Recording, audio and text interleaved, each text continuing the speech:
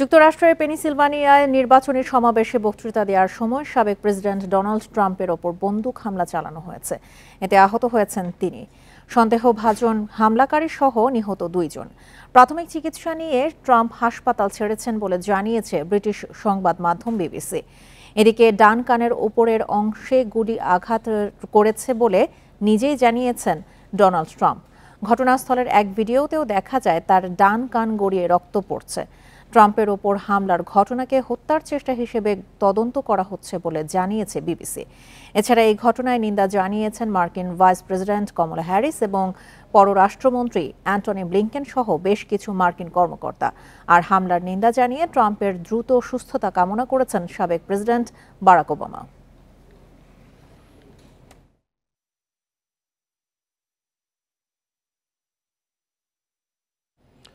ট্রাম্পের নির্বাচনী সমাবেশে গুলির ঘটনায় নিন্দা জানিয়েছেন মার্কিন প্রেসিডেন্ট জো বাইডেন। টেলিভিশনে দেয়া এক বক্তৃতায় তিনি বলেন, যুক্তরাষ্ট্রে এই ধরনের সহিংসতার কোনো জায়গা নেই। একই সাথে এমন ঘটনার বিরুদ্ধে গোটা জাতিকে এক হওয়ার আহ্বান জানান তিনি। হামলার ঘটনায় ট্রাম্প সুস্থ আছেন, এটা ভালো খবর। আমি শিগগির তার সঙ্গে যোগাযোগ করব। এই ঘটনার তদন্ত করা হচ্ছে। এছাড়া ট্রাম্পের সুরক্ষা নিশ্চিতে যারা কাজ করেছেন তাদের সবাইকে ধন্যবাদ জানাচ্ছি। হামলাকারীদের জেনে রাখা উচিত, যুক্তরাষ্ট্রের রাজনৈতিক সহিংসতার কোনো জায়গা নেই। গোটা দেশ মিলে আমরা তাদের শক্ত হাতে প্রতিহত করব। ট্রাম্পের উপর হামলার ঘটনার সবশেষ তথ্য জানাতে নিউ ইয়র্ক থেকে যুক্ত হয়েছেন সহকর্মী SM সোলাইমান। সোলাইমান, এই ঘটনায় কারা জড়িত সে বিষয়ে কোনো তথ্য পাওয়া গেছে কিনা?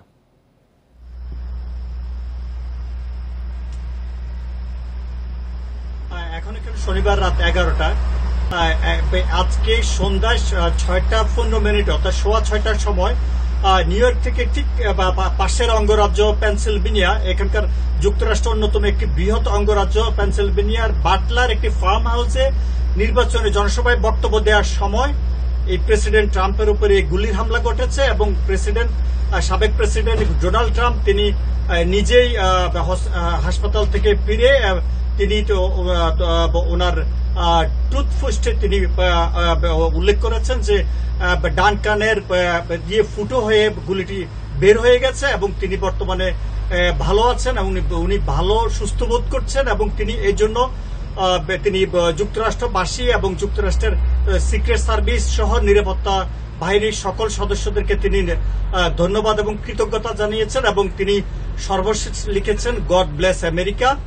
এবং আপনি যেমন এখান থেকে ঠিক 1.5 ঘন্টার সড়ক পথের দূরত্ব ট্রাম্পের উপর যেখানে হামলা হয়েছে এবং এটি ছিল রিপাবলিকানদের নির্বাচনী জনসভা এবং আগামী নভেম্বরের দ্বিতীয় মঙ্গলবারে এই যুক্তরাষ্ট্রের প্রেসিডেন্ট নির্বাচন অনুষ্ঠিত হবে এবং প্রেসিডেন্ট ডোনাল্ড ট্রাম্প দ্বিতীয়বারের মতো প্রেসিডেন্ট পদে প্রতিদ্বন্দ্বিতা করছেন এবং তার রিপাবলিকান টিমের সদস্যরা বলছেন যে নির্বাচনী ক্যাম্পের সদস্যরা বলছেন যে ট্রাম্পের জনপ্রিয়তা ঈর্ষান্বিত হয়ে মূলত প্রথমত তাকে কারা অন্তরীণ করতে চেয়েছিলেন তার প্রতিপক্ষরা, এখন সেটা করতে না পেরে তার উপরে ন্যাক্কারজনক প্রাণনাশের হামলা চালানো হয়েছে। কিন্তু এই বিষয়টাকে টোটাল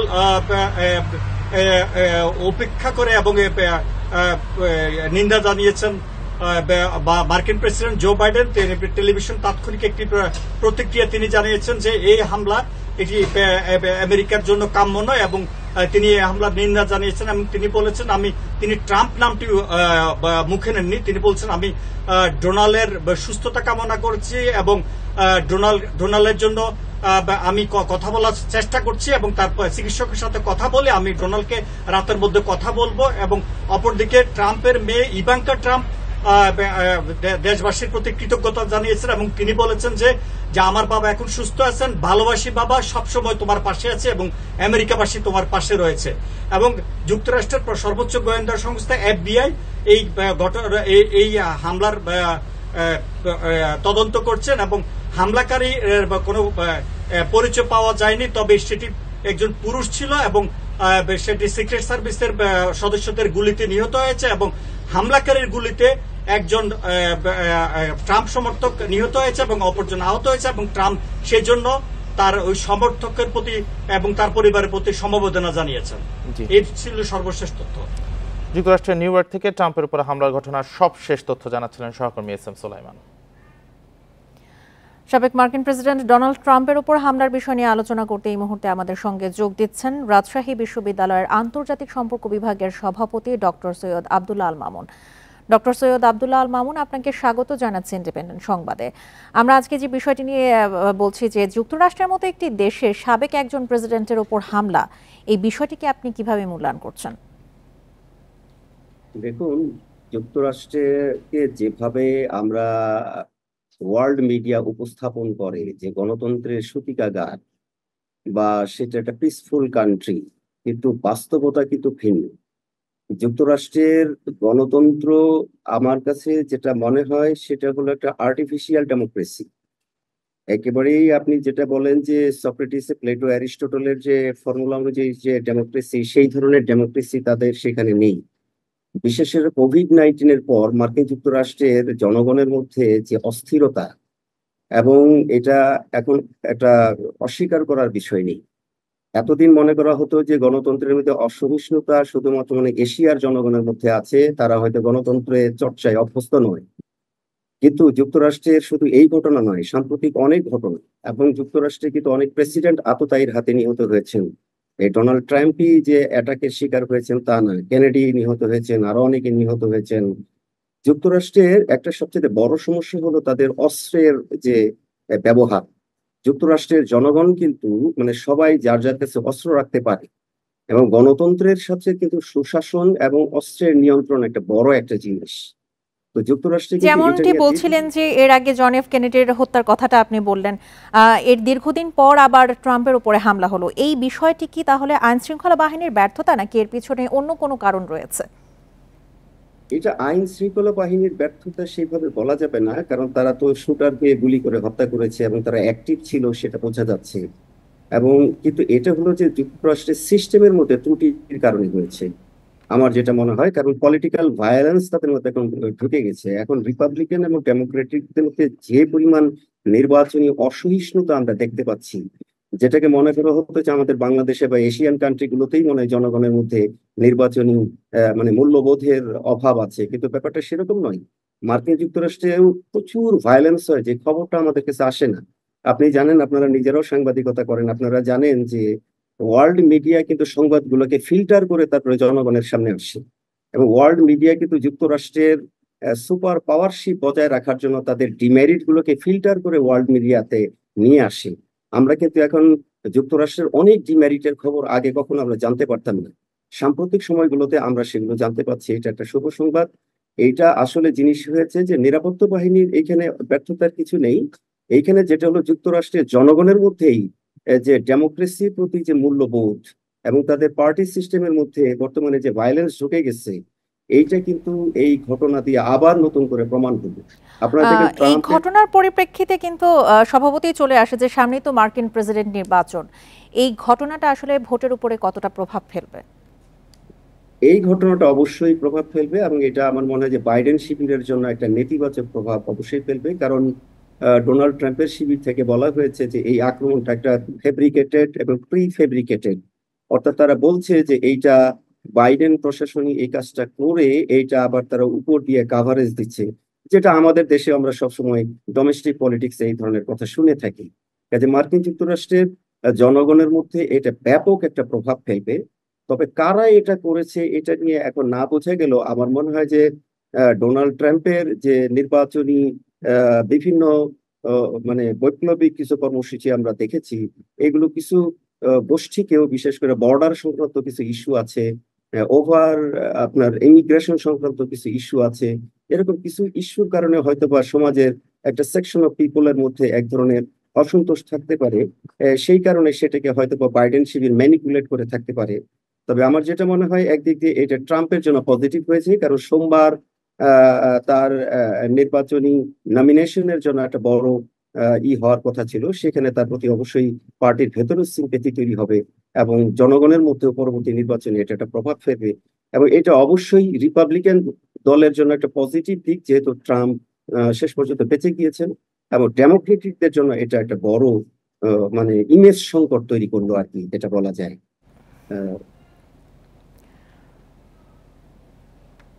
ডক্টর সৈয়দ আব্দুল আল মামুন, আপনাকে অসংখ্য ধন্যবাদ আমাদেরকে সময় দেওয়ার জন্য।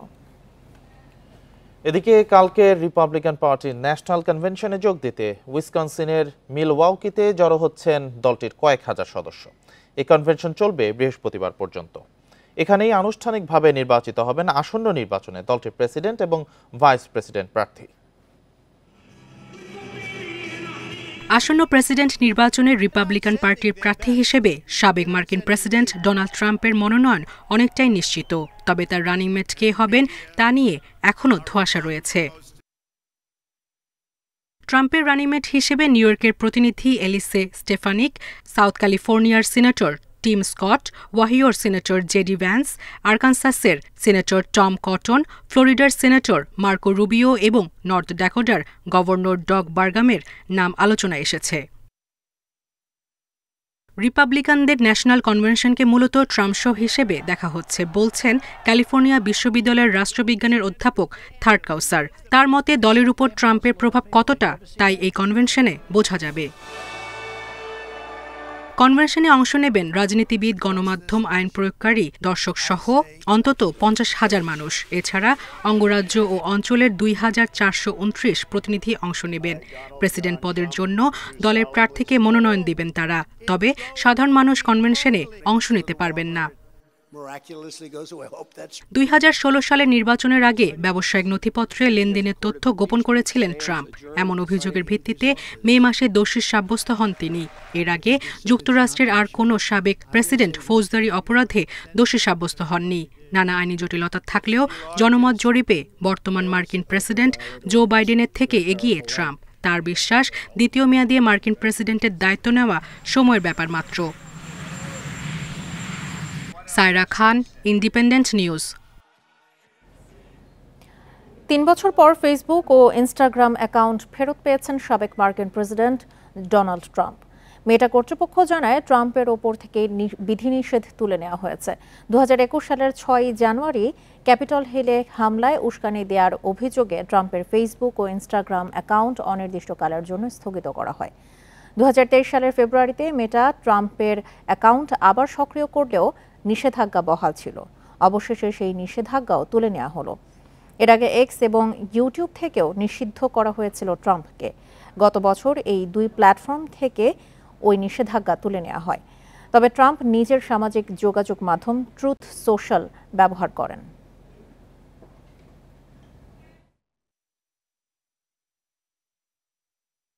চীন সফর নিয়ে প্রধানমন্ত্রী শেখ হাসিনার সংবাদ সম্মেলন আজ। গণভবনে বিকেল 4টায় হবে সংবাদ সম্মেলন। 8 জুলাই 3 দিনের সফরে চীনে যান প্রধানমন্ত্রী শেখ হাসিনা। সফরে প্রধানমন্ত্রী শেখ হাসিনা বৈঠক করেছেন দেশটির প্রেসিডেন্ট শি জিনপিং ও প্রধানমন্ত্রী লি সিয়াং এর সাথে।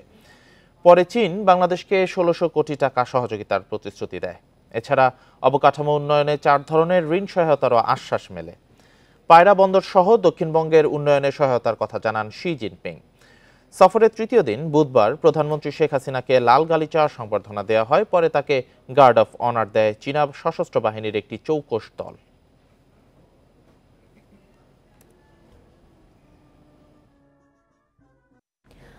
প্রত্যয় স্কিম এবছর নয় 2025 সালে চালু হবে। এ নিয়ে ভুল বুঝাবুঝির অবসান হয়েছে। বিশ্ববিদ্যালয়ের শিক্ষক নেতাদের সঙ্গে বৈঠক শেষে এসব কথা জানান আওয়ামী লীগের সাধারণ সম্পাদক ওবায়দুল কাদের। এই আলোচনা ফলপ্রসূ দাবি করলেও কর্মবিরতি প্রত্যাহারের বিষয়ে স্পষ্ট কিছু জানাননি শিক্ষক নেতারা। এদিকে কোটা নিয়ে আন্দোলনে রাষ্ট্র পরিচালনার মূলনীতি বদলাতে পারে না বলে জানান কাদের। 13 মার্চ অর্থ মন্ত্রণালয় থেকে সর্বজনীন পেনশনের প্রত্যয় স্কিমের প্রজ্ঞাপন জারির পর থেকেই একে বৈষম্যমূলক উল্লেখ করে এর বিরুদ্ধে সরব হন পাবলিক বিশ্ববিদ্যালয়ের শিক্ষকেরা। পালন করেন অর্থ দিবস, পূর্ণ দিবস কর্মবিরতি। সমস্যা সমাধানে শনিবার সকালে রাজধানীর ধানমন্ডিতে আওয়ামী লীগ সভাপতির কার্যালয়ে দলের সাধারণ সম্পাদক ওবায়দুল কাদের সহ কেন্দ্রীয় নেতাদের সঙ্গে বৈঠক করেন 13 শিক্ষক প্রতিনিধি। পরে শিক্ষক নেতারা জানান আলোচনা ফলপ্রসূ হয়েছে। আলোচনা হয়েছে যে আমাদের 3 দফা দাবি, সেটা দাবি নিয়ে আলোচনা হয়েছে। তো আমরা সেটা আমাদের শিক্ষক সমিতি যেহেতু ফেডারেশন আছে, ফেডারেশনে কথা বলে তারপর আপনাদের সাথে আমরা কথা বলবো। আওয়ামী লীগের সাধারণ সম্পাদক জানান, বিশ্ববিদ্যালয় শিক্ষকদের 2024 সালের 1 জুলাই থেকে প্রত্যয় স্কিমের যোগদানের তথ্য সঠিক নয়। এটি কার্যকর হবে 2025 সাল থেকে। 24-25 যে পার্থক্যটা আছে সেখানে একটা ভুল বুঝাবুঝি কারণ সেটা আসলে 2025-এর পয়লা সেটা তাদেরকে নিশ্চিত করা। বাকি বিষয়গুলো তারা দাবিনামা উত্থাপন করেছে, এটা আলাপ আলোচনার বিষয় আছে। এ সময় কোটা প্রসঙ্গে ওবায়দুল কাদের বলেন, এই পদ্ধতি সংস্কার রাষ্ট্র পরিচালনার মূলনীতির পরিপন্থী।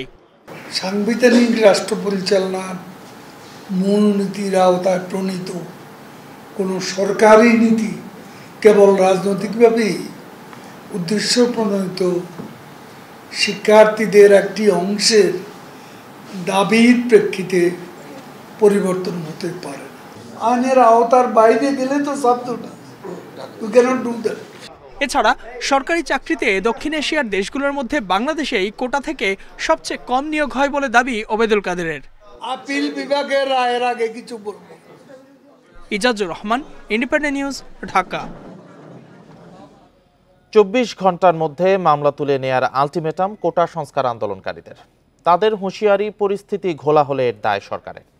দাবি আদায়ে আজ সকালে গণপদযাত্রা, রাষ্ট্রপতিকে স্মারকলিপি দেবে তারা।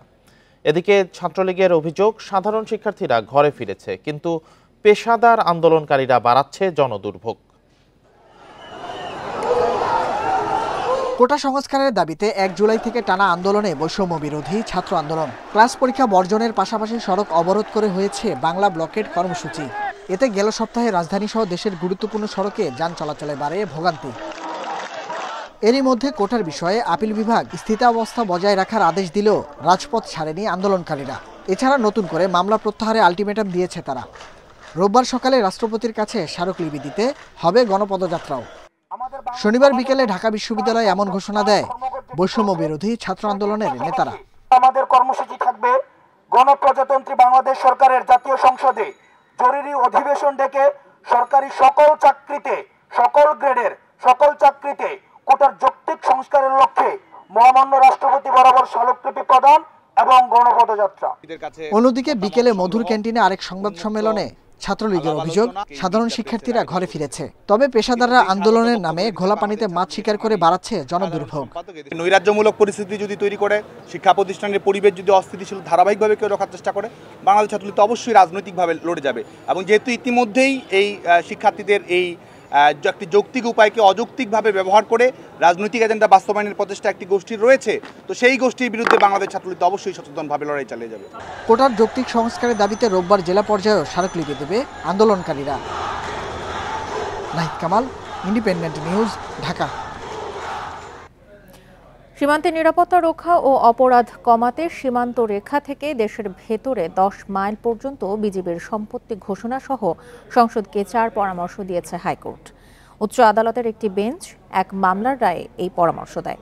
শনিবার 11 পৃষ্ঠার রায় প্রকাশ করা হয়। পরামর্শে বলা হয়েছে, সীমান্ত রেখা থেকে 8 কিলোমিটার ভূমি সম্পূর্ণ ফাঁকা এবং সমান থাকবে। এই 8 কিলোমিটারের সব জায়গা দূর থেকে স্পষ্ট দেখা যাওয়া জরুরি। পরে এই রায় ও আদেশের অনুলিপি অধস্তন আদালতের সব বিচারক, জাতীয় সংসদের সব সদস্যকে ইমেইলের মাধ্যমে পাঠানোর জন্য রেজিস্ট্রার জেনারেলকে নির্দেশ দেওয়া হয়।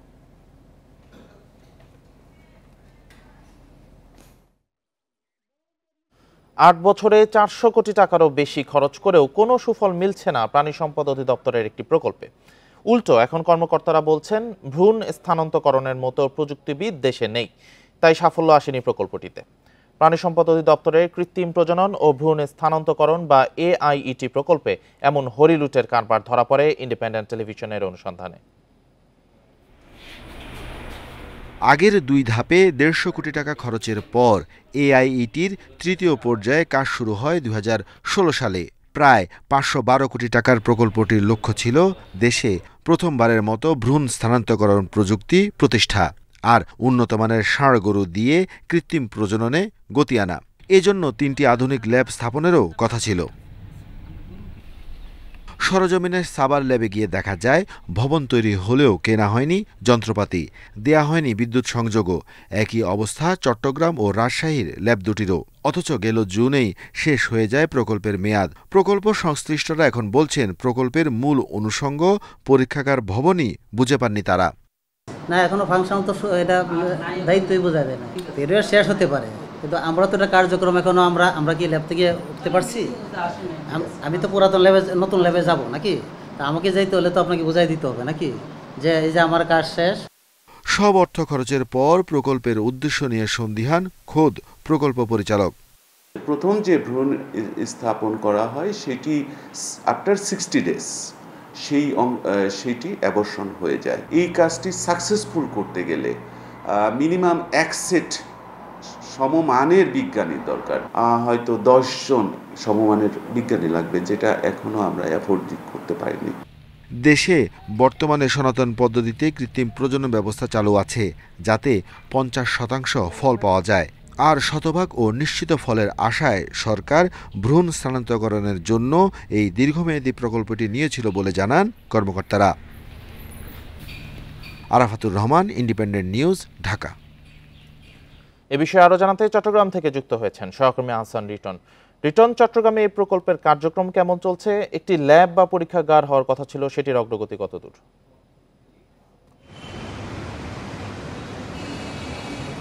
হ্যাঁ, দেখুন, গতকালকে এই বিষয়টি নিয়ে আমরা আসলে প্রাণী সম্পদ অধিদপ্তরের সঙ্গে যারা জড়িত তাদের সাথে কথা বলেছি। তারা যেটি বলছেন সেটি হচ্ছে আসলে আপনি জানেন যে একসময় 90 দশকের দিকে চট্টগ্রামের সাতকানিয়া, লোহাগাড়া, চন্দনের, সানোয়ারা এই এলাকাগুলোতে আসলে লাল জাতের একটি সার ছিল, সেটি খুবই জনপ্রিয় একটি ছিল এবং সেটির ওজন 200 থেকে 300 কেজি পর্যন্ত হতো এবং প্রতিদিন এই গরু থেকে 5 থেকে 6 লিটার দুধ পাওয়া যেত। অর্থাৎ এই সার থেকে এই সারের সঙ্গে যে গাভীর প্রজনন হতো সেটি থেকে।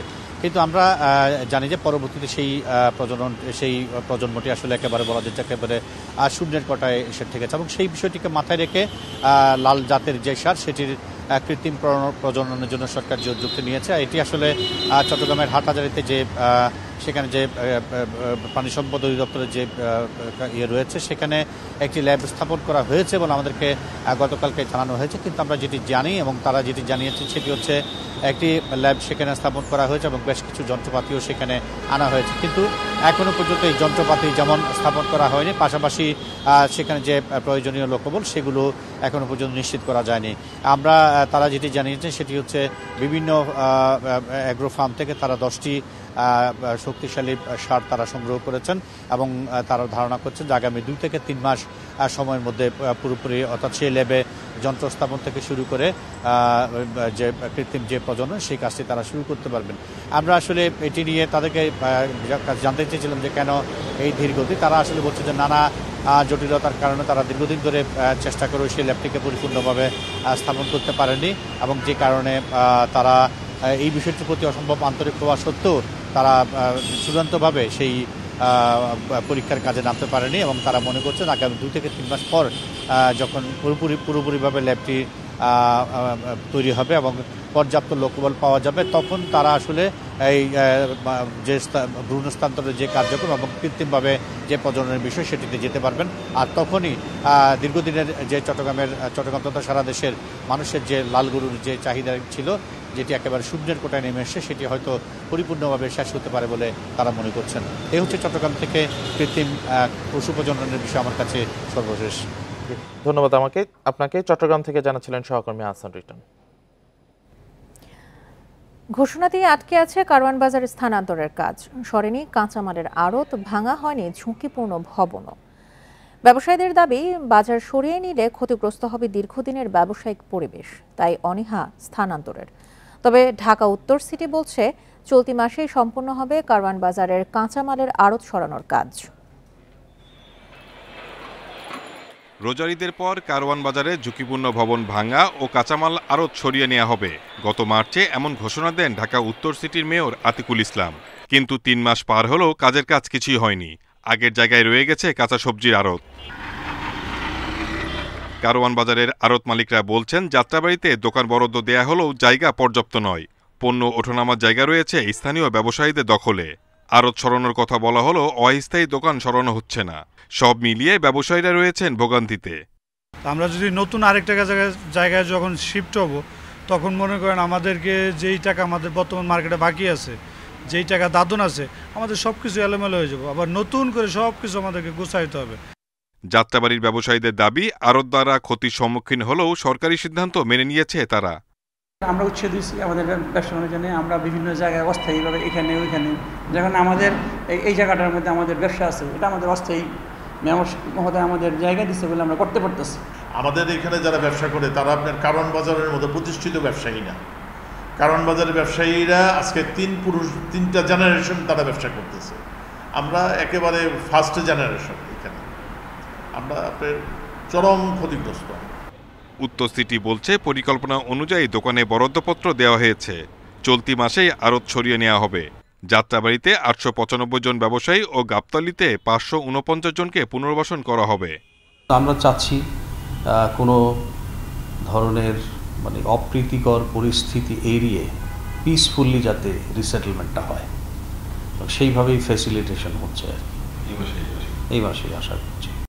ঢাকা শহরের যানজট এড়াতে যাত্রাবাড়ি, আমিনবাজার ও মহাখালীতে 3টি পাইকারি কাঁচা বাজার নির্মাণের জন্য প্রকল্প পাশ হয় 2006 সালে। Shahid Ahmed, independent News, Dhaka. Narsingdi rail স্টেশনে ঘুরতে গিয়ে ট্রেনের ধাক্কায় মা মেয়ে নিহত হয়েছেন। শনিবার সন্ধ্যায় স্টেশনের পুলিশ ফাঁড়ির কাছে এই ঘটনা ঘটে। এতে আহত হয়েছে নিহত নারীর আরেক মেয়ে। দুর্ঘটনার সময় রেল লাইনের পাশে ছবি তুলছিলেন তারা।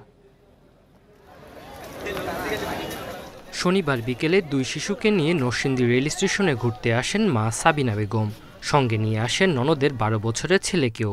এক পর্যায়ে প্ল্যাটফর্ম ছেড়ে রেল লাইনের পাশে সন্তানদের সঙ্গে ছবি তুলতে নামেন সাবিনা। এ সময় ঢাকা থেকে ছেড়ে যাওয়া সুবর্ণ এক্সপ্রেসের হুইসেলের শব্দে ভয়ে দৌড় দেয় 5 বছরের মেয়ে সিনহা। তাকে বাঁচাতে মা সাবিনা বেগম এগিয়ে গেলে ট্রেনের ধাক্কায় 3 বছরের শিশু মাইমুনা সহ নিহত হন। মহিলা ছবি তুলতেছিল আর বাচ্চা যে দুইটা ছোট ছিল, দুইটা একটু মানে হাঁটতেছে, হাঁটার মধ্যে হঠাৎ করে রেলের ভিতরে চলে আসছে। মা ধরতে লইছিল, বাড়ি খায়া মা ও বাচ্চাটা তোলো পড়ে গেছে, ছোট বাচ্চাটা তোলো পড়ে গেছে, বাড়ি খায় এখানে ফালাই গেছে। গুরুতর আহত সিনহাকে স্থানীয়রা উদ্ধার করে প্রথমে নরসিংদী সদর হাসপাতালে নেন। সেখান থেকে তাকে পাঠানো হয় ঢাকা মেডিকেলে। উনিও পড়ছে, এবার ছোটো বাচ্চারাও মারা গেছে, আর যে বড় বাচ্চারা আছে, যে মেয়ে বাচ্চাটা বড় বাচ্চা, ওইটা আহত হয়েছে, মারাত্মক আহত হয়েছে, এটা হসপিটালে নেওয়া হয়েছে। আইনগত ব্যবস্থা প্রক্রিয়াধীন, একটা অপমৃত্যু মামলা হবে, লাস্ট প্রসেস হবে আর কি, যেটা নিয়ম আছে বিধি মোতাবেক সেটাই হবে।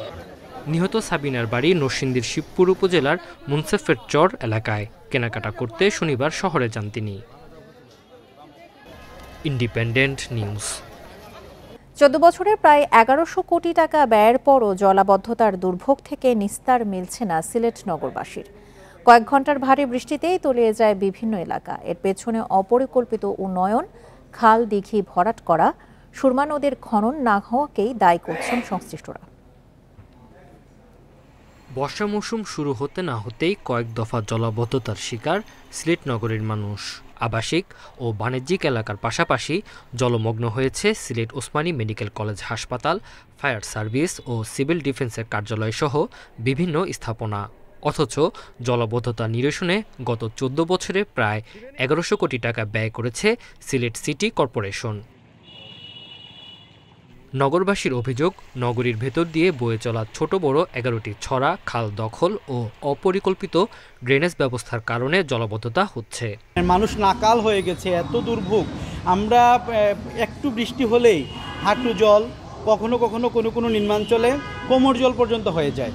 এ অবস্থা থেকে মুক্তি পেতে খাল ছড়া দখলমুক্তের পাশাপাশি বিশেষজ্ঞদের সহায়তায় উন্নয়ন পরিকল্পনা বাস্তবায়ন করা প্রয়োজন বলছেন বিশিষ্টজনরা।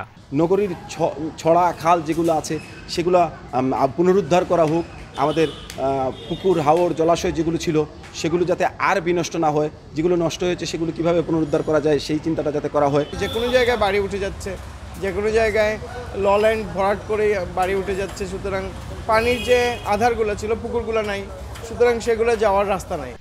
সিটি কর্পোরেশন বলছে, জলাবদ্ধতা দূর করতে সুরমা নদীর ১৫ কিলোমিটার অংশ খননসহ নানা উদ্যোগ নেওয়া হয়েছে। ইন্টারনাল ড্রেন বসা, বিশেষ বন্যা যখন হয়, ফ্লাডের যখন হয়, ফ্লাড সেটা আমাদের কন্ট্রোল থাকে না, কিন্তু প্লাস পাড়ে কোনো যাতে সিটি কর্পোরেশনের এলাকাগুলো নিয়মিত বা বাসাঘরের পানি যাতে না ওঠে সেইটা পানি দূর করা আমাদের দায়িত্ব, কর্তব্য, এবং সেইভাবে আমরা কাজও করতেছি। কিন্তু যখন আসলে সুরমা নদীর পানি বেড়ে যায় তখন আর আমাদের ওই দুটো কাজ না হওয়া পর্যন্ত আমাদের আর কিছু করার থাকে না। জলাবদ্ধতা সমস্যা দ্রুত সমাধানে কার্যকর পদক্ষেপ দেখতে চান নগরবাসী। Independent news. কুড়িগ্রামে 2 সপ্তাহের বেশি সময় ধরে তলিয়ে আছে ৭,৫০০ হেক্টর জমির ফসল। এর মধ্যে প্রায় ১,০০০ হেক্টর জমির বীজতলা নষ্ট হয়ে গেছে। তলিয়ে থাকা বিভিন্ন ধরনের সবজিও নষ্ট হওয়ার পথে। এরই মধ্যে পুঁজি হারিয়ে ঋণগ্রস্ত হয়ে পড়েছেন অনেক চাষি।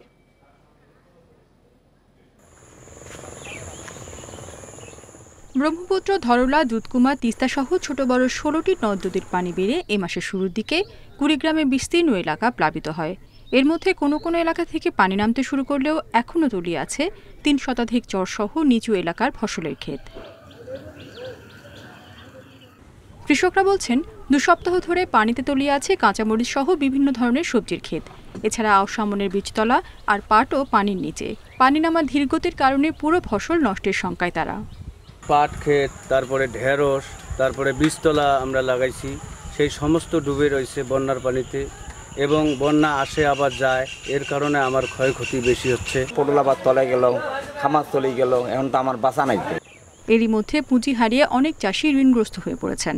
বন্যার পানি নেমে গেলে আমন বীজতলা প্রস্তুত করার সামর্থ্যও হারিয়েছেন অনেকে।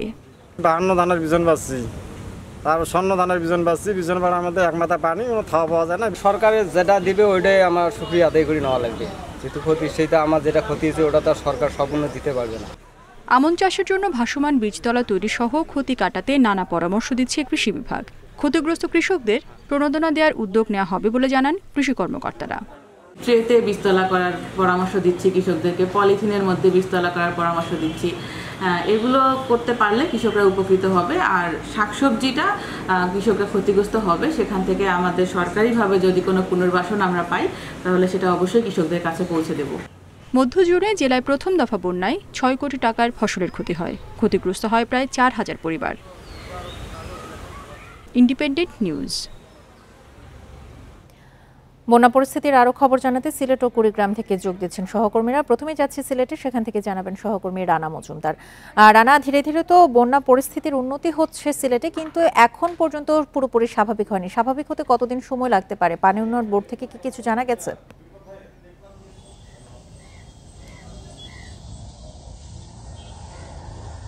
দেখুন, আমরা কথা বলেছিলাম পানি উন্নয়ন বোর্ডের সংশ্লিষ্ট কর্মকর্তার সাথে। তিনি যে বিষয়টি জানিয়েছেন যে সিলেটের বন্যা পরিস্থিতির উন্নতি পাশাপাশি অবনতি, এই বিষয়টি মূলত নির্ভর করে ভারতের চেরাপুঞ্জিতে বৃষ্টিপাতের উপর। তো তিনি যে বিষয়টি আমাদেরকে জানিয়েছেন যে ভারতের চেরাপুঞ্জিতে ইদানিং কিন্তু বৃষ্টিপাত অনেকটাই কম হচ্ছে তুলনামূলকভাবে। সেই কারণে সিলেটের যে নদ নদীর পানি সেটি কিন্তু এখন আর বৃদ্ধি পাচ্ছে না। এবং তিনি সর্বশেষ যে তথ্যটি আমাদেরকে জানিয়েছেন সেটি হলো সুরমা নদীর পানি কানাইঘাট যে পয়েন্ট রয়েছে সেখানে কিন্তু বিপদসীমার উপর দিয়ে প্রবাহিত হচ্ছে। পাশাপাশি কুশিয়ারা নদীর পানি ফেঞ্চুগঞ্জ যে পয়েন্ট রয়েছে সেখানে কিন্তু বিপদসীমার উপর দিয়ে প্রবাহিত হচ্ছে। অর্থাৎ সুরমা এবং কুশিয়ারা যে দুটি পয়েন্টে বিপদসীমার উপর দিয়ে প্রবাহিত হচ্ছে সেই নদী অববাহিকায় কিন্তু আসলে বেশ কিছু সংখ্যক মানুষ তারা পানিবন্দী অবস্থায় রয়েছেন। এবং জেলা প্রশাসন থেকে যে তথ্যটি আমরা পেয়েছি সেটি হলো সিলেটের 13টি উপজেলায় এখন পর্যন্ত 5 লাখেরও বেশি মানুষ কিন্তু পানিবন্দী অবস্থায় রয়েছেন। তবে পানি উন্নয়ন বোর্ড যেই স্বস্তির খবরটি জানিয়েছে যে যেহেতু চেরাপুঞ্জিতে বৃষ্টিপাতের পরিমাণ কম হচ্ছে, পাশাপাশি পাহাড়ি ঢল কিন্তু এখন কমে আসছে, এছাড়াও কিন্তু ভারী বৃষ্টিপাতও হচ্ছে না সিলেটে। তো এই পরিস্থিতি বিবেচনায় তিনি আমাদেরকে যে বিষয়টি জানিয়েছেন যে সিলেটের যে বন্যার পানি সেটি কিন্তু এখন কমছে, তবে পানি কমার যে গতি সেটি তারা বলছেন যে একটু ধীর গতিতে কমছে।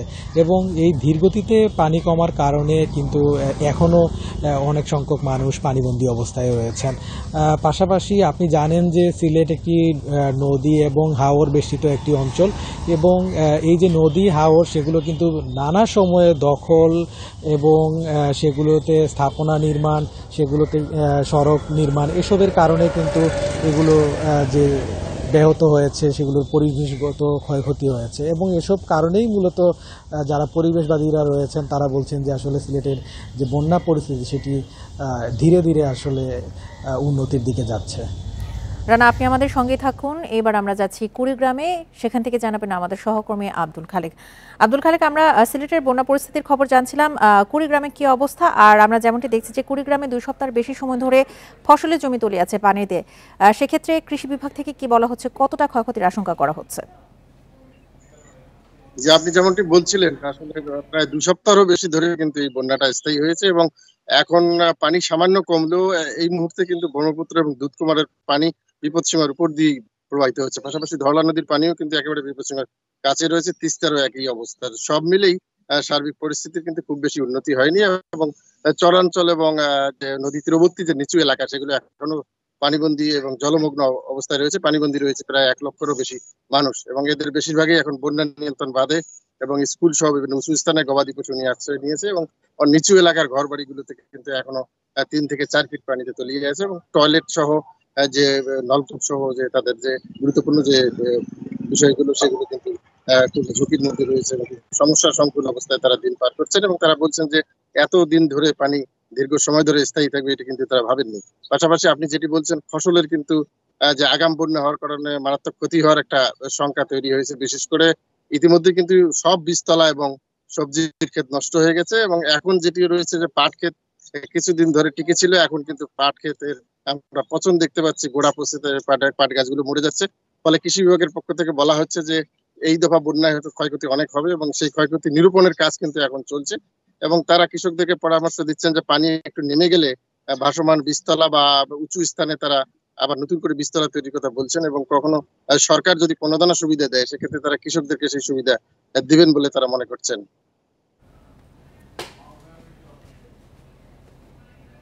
সিলেট এবং কুড়িগ্রাম থেকে বন্যা পরিস্থিতির সবশেষ তথ্য জানাচ্ছিলেন সহকর্মীরা। মেঘনার ভাঙনে দিশেহারা লক্ষ্মীপুরের রামগতি ও কমলনগর উপজেলার নদী তীরের বাসিন্দারা। 1 সপ্তাহের ভাঙনে ক্ষতিগ্রস্ত হয়েছে 2 শতাধিক পরিবার। এদিকে তেঁতুলিয়া নদীর ভাঙনের কবলে বরিশালের 15টি গ্রাম। কয়েকদিনের বৃষ্টিতে পানি বেড়েছে মেঘনায়। নদীর পানির তোরে ভাঙন দেখা দিয়েছে লক্ষ্মীপুরের রামগতি ও কমলনগরের 20টি পয়েন্টে। প্রতিদিন বাড়ছে ভিটেমাটি হারানো মানুষের সংখ্যা। আতঙ্কে সরিয়ে নেওয়া হচ্ছে বাড়িঘর। যখন বাড়া পড়ে গেছে তখনই আমরা দেখলাম আর কি যে এই বাঁধটা অনেকটা ক্ষয়ক্ষতি হয়ে গেছে এবং বেরিটা ডাবি গেছে। যে হুমকির মুখে আছি রামগতির জনগণ এবং এই বেরিবান বহুত কানে দিয়ে নষ্ট হয়ে গেছে। 3100 কোটি টাকা ব্যয় 31 কিলোমিটার তীররক্ষা বাঁধের কাজ শুরু হলেও চলছে ধীরগতিতে। সংসদ সদস্য বলছেন 2.5 বছরে অর্ধেক কাজ শেষ হওয়ার কথা থাকলেও তা হয়নি। কাজ তো এই বছর শেষ হবে না, যেহেতু এটা 25 সাল পর্যন্ত। তবে আমি কত বেশি করা যায় সে নিয়ে আমি কাজ চেষ্টা করব। তেঁতুলিয়া নদীর ভাঙনের কবলে বরিশালের 15 গ্রাম। এলাকার লোকজন বলছেন এবারের ভাঙনের ধরন পুরোপুরি আলাদা। ঘূর্ণিঝড় রিমালের সময় সপ্তাহব্যাপী তলিয়ে থাকায় নাজুক অবস্থায় নদী তীর। জোরে ভরিয়ে গেলে আসতে ডাবিয়া যায় পানি, ডাবিয়া গিয়ে ঘর দুয়ার সব বাইকেল হয়ে যায়। হঠাৎ করিয়া ফাটলইয়া ঘর দুয়ার আউকা করে সরানোর পর নিষ্পিল জায়গা আমরা এককাল অবস্থা আমাকে ফাটতলের মাটি নেই। পানি উন্নয়ন বোর্ড জানিয়েছে নদী ভাঙন ঠেকাতে বরিশাল বিভাগের 6 জেলায় 107 কিলোমিটার এলাকায় 12টি প্রকল্পের কাজ শুরু হয়েছে। চেষ্টা অব্যাহত রয়েছে। যখন যেখানে মনে হচ্ছে ইনস্ট্যান্টলি আমরা কিছু ইমার্জেন্সি ওয়ার্ক করে ভাঙন রোধের ব্যবস্থা নিয়েছি, তবে স্থায়ী ভাঙন রোধের ব্যবস্থার জন্য আমাদের প্রকল্প প্রণয়ন করেই করতে হবে। ভাঙনে এরই মধ্যে সহায় সম্বল হারিয়েছেন অনেকেই। ঝুঁকির মুখে নদী পাড়ের অন্য বাসিন্দাদের সম্পদও। সোহেলি জাহান, ইন্ডিপেন্ডেন্ট নিউজ। দেশে প্রথম ক্যাশলেস লেনদেনের ক্যাম্পাস হতে যাচ্ছে রাজশাহী বিশ্ববিদ্যালয়। এর মধ্যে বাংলাদেশ ব্যাংক বিশ্ববিদ্যালয় কর্তৃপক্ষকে প্রস্তাব দিয়েছে। এতে নগদ টাকার ঝুঁকি কমবে, লেনদেন হবে আরও সহজে। উপাচার্য বলছেন, এ মাসেই বাংলাদেশ ব্যাংকের প্রতিনিধিদের সঙ্গে বৈঠকে চূড়ান্ত হবে কর্মপরিকল্পনা। নগদ টাকার বদলে ডিজিটাল লেনদেনে ঝুঁকছে বিশ্ব। বাংলাদেশও পিছিয়ে নেই এ প্রক্রিয়ায়। এরই মধ্যে কিছু জায়গায় ক্যাশলেস লেনদেন চালু হয়েছে। এবার সেই পথে এগোচ্ছে রাজশাহী বিশ্ববিদ্যালয়। ক্যাশলেস সোসাইটি হিসেবে প্রতিষ্ঠার জন্য বিশ্ববিদ্যালয় কর্তৃপক্ষকে প্রস্তাব দিয়েছে বাংলাদেশ ব্যাংক। এতে ভর্তি ও বিভিন্ন পরীক্ষার ফি সহ সব লেনদেনই করা যাবে ডিজিটাল মাধ্যমে। এমনকি ক্যাম্পাসের মধ্যে বিভিন্ন দোকানে নগদ টাকা ছাড়াই করা যাবে কেনাকাটা। এই ক্যাশলেস যে সোসাইটির যে সিস্টেম সেটা অবশ্যই মানুষের কল্যাণের জন্য এবং টাকার যে লেনদেনের যে বিষয়টা এটার সাথে মানে খুবই যৌক্তিক এবং শিক্ষার্থীদের ক্ষেত্রে খুবই উপকৃত হবে। খুব ভালো একটা ব্যাপার, এটা হলে আমাদের জন্য সুবিধা হবে, টাকা পয়সার লেনদেনটা ডিজিটালি হবে। 28 জুলাই শিক্ষক, কর্মকর্তা, ব্যবসায়ী ও বাংলাদেশ ব্যাংক সহ বিভিন্ন অংশীদারদের সঙ্গে পরিকল্পনা সভার আয়োজন করা হয়েছে। সেখানে মোবাইল ব্যাংকিংয়ের বাড়তি খরচ এড়াতে শিক্ষার্থীদের পরিচয়পত্র ও আইডি নাম্বার ব্যবহার করে কিভাবে লেনদেন সহজ করা যায় তা নিয়ে আলোচনা হবে। প্রায় 70-80% কাজ এই বিষয়ে করাই আছে, কারণ কোনো লেনদেন কোনো অফিসে নগদ টাকায় হয় না, সবই আমাদের ব্যাংকে। একটা সার্টিফিকেট তুলতে গেলেও আমাদের ব্যাংকে টাকা জমা দিতে হয়। সো দ্যাট আমাদের এই ক্যাশলেস ইউনিভার্সিটি হিসাবে দাবি করতে যতটুকু কাজ বাকি আছে এটুকু করতে বেশি সময় লাগবে বলে আমার মনে হয় না। 2031 সালের মধ্যে দেশের শতভাগ লেনদেন ক্যাশলেস পদ্ধতিতে করার লক্ষ্যমাত্রা নির্ধারণ করেছে সরকার। এতে নোট ছাপানো ও সার্বিক ব্যবস্থাপনার খরচ সাশ্রয় হবে।